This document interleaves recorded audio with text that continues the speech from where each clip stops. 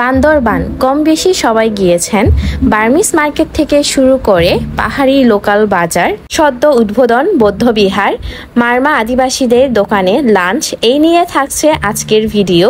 আর দেরি না করে শুরু করা যাক। এই মুহূর্তে আমি চন্দ্রকোনা থেকে বান্দরবান যাচ্ছি। এখন আমি আছি বাঙ্গালহালিয়াতে। সো আমাদের বাড়ি থেকে বান্দরবানে যেতে 1 ঘন্টার মতো সময় লাগে। প্রথমেই আমি চলে যাচ্ছি মাস্টার শপিং সেন্টার মধ্যমপাড়াতে কিং ফ্যাশনের দোকানে।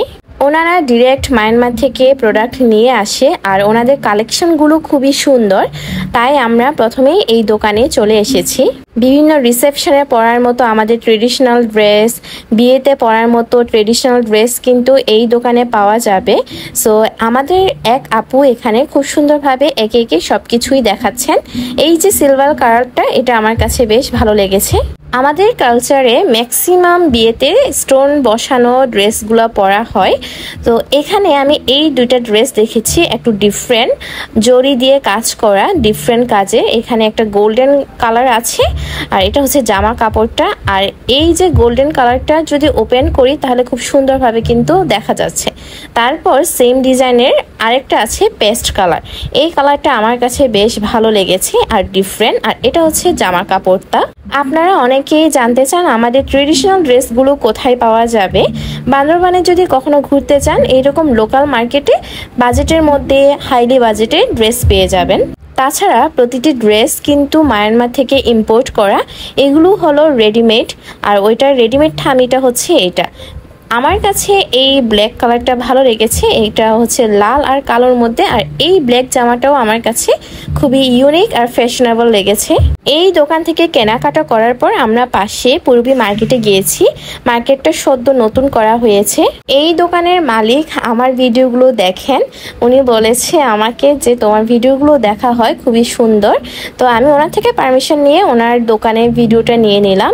এখানে চাদর থেকে শুরু করে কসমেটিক আর বিভিন্ন ধরনের বার্মিস প্রোডাক্ট আপনারা পেয়ে যাবেন।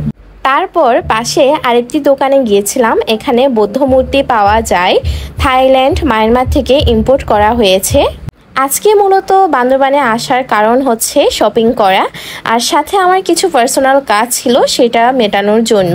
তারপর আমরা গিয়েছিলাম কানাইপাড়া বৌদ্ধ বিহারে। এই বৌদ্ধ বিহারটি উদ্বোধন করা হয়েছে তা বেশি দিন হয়নি। এর আগের বার আমি ফ্যামিলির সাথে এসেছিলাম, তখন উদ্বোধন করা হয়নি বলে আমাদেরকে ঢুকতে দেওয়া হয়নি। কিন্তু এইবার ঢুকতে পেরে আমার বেশ ভালো লেগেছে। ফ্যামিলির সাথে আসার খুব ইচ্ছে আছে এই বৌদ্ধ বিহারে। একদম পাহাড়ের চূড়ায় বৌদ্ধ বিহারটি নির্মাণ করা হয়েছে। আপনারা নীলাচল গেলে অবশ্যই দেখতে পাবেন। নীলাচল যাওয়ার রাস্তার পাশেই কিন্তু বৌদ্ধ বিহারটি। বিহারে গিয়ে দেখলাম হাজারবাতি সাজাচ্ছে, সন্ধ্যায় নাকি হাজারবাতি হবে। ওদেরকে জিজ্ঞেস করে জানলাম।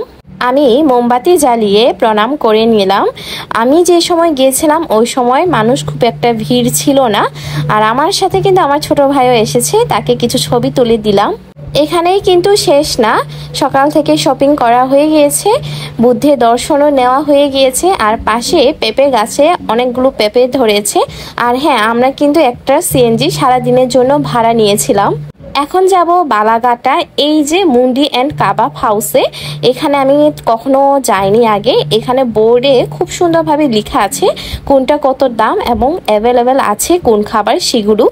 আমরা গরম গরম গরুর ভাড়াল ভর্তা বা লাক্সু এটা অর্ডার করে ফেলেছি। তারপর এই যে শীতকালীন সবজি, এটা বেস্ট ছিল। তারপর সিদ্ধ সবজি ছিল, মরিচ ছিল আর ভাত নিয়েছি। আর এই যে গরুর ভাড়াল রান্না। এর আগেও বলেছি, জার্নি করি বা জার্নি করার পর আমার ঝাল ঝাল খেতে ভালো লাগে। ওই সময় আসলে মাংস বা মাছ এইসব খেতে মন চায় না, কারণ মাথা ব্যথা করে। সো এখন আমরা ভাড়ালের লাক্সু দিয়ে ভালো মতো খেয়ে নিলাম। খাবার দাবার বেশ ভালো ছিল। খাবারের পর আমরা এখন বালাঘাটা বাজারে একটু ঘুরে দেখব। সন্ধ্যা হলেই কিন্তু এইরকম প্রতিদিন বাজার বসে। চিন্তা করা যায় এই সময় কিন্তু বাঁশকুড়াল পাওয়া যাচ্ছে আর 70 টাকা। আমি নিই নাই, ভাবছিলাম নিব, মা খাবে কিনা, তাও নিই নাই। আর এখানে যে কচু দেখতে পাচ্ছেন, এটা কিন্তু মাত্র 20 টাকা। 20 টাকা কচু। দেখেন ঢাকা শহরে কয় টাকা নেই জানি না, কিন্তু আমাদের এই পাহাড়ি বাজারে এটা মাত্র 20 টাকা। এখন আমি কাঁচা তেঁতুল নেব 30 টাকা করে। তাছাড়াও এখানে আরও ফরমালিন মুক্ত শাকসবজি আছে। আর এটা হচ্ছে আপনার পাহাড়ি কাঁকড়া। হ্যাঁ, এটা সিদ্ধ করলে কিন্তু কালোই থাকবে, এটা কালার চেঞ্জ হবে না। এটা পাহাড়ি কাঁকড়া হিসেবে হচ্ছে চিহ্নিত করা হয়। তারপর গিয়েছিলাম পাশে আরেক আন্টির এখানে পাহাড়ি বরবটি, তারপর এটা এক ধরনের পাহাড়ি শিম, সব কিছুই আছে। আর এই যে আখ, বা এটা আমরা অনেকে কোশল বলি, এটা পিস মাত্র 10 টাকা করে। আমরা 2 পিস নিয়েছিলাম। আর আন্টিকে বলেছি এটা ভালো মতো কেটে দিতে, যাতে ভালো মতো আমরা ভাগ করে খেতে পারি।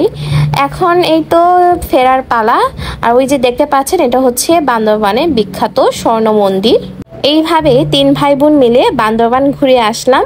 আজ এখানে শেষ করছি। সবাই ভালো থাকবেন, টাটা।